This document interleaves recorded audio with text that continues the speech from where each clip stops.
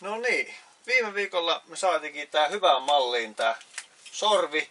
Tässä kulkee kahteen suuntaan tää teräkelkka. Nyt pitäisi saada näille terille jonkunnäköinen tuki tähän näin, millä sitten saadaan pidettyä nää paikallaan. Katsotaan tuosta vähän materiaaleja ja aletaan sitä askartelemaan.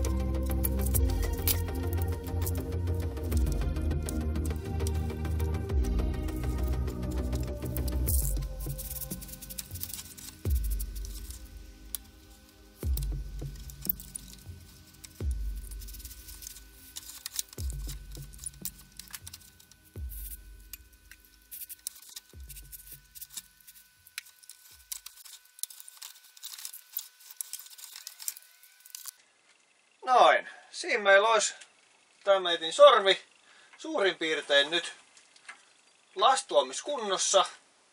Pikkasen joutuu näitä teriä hommaamaan vähän vahvempia. Varsinkin tää pitkä poranterä, niin se väpätti ihan hirveästi. Niin sille ei oikein tullut hyvää jälkeä. Mut sit kun otti semmosen ihan lyhkäsen, niin sillä sai kyllä sorvattua. Mä jo tossa ensitöikseen kokeilin tehdä tällaisen laakeripukin alumiinimuffinsista.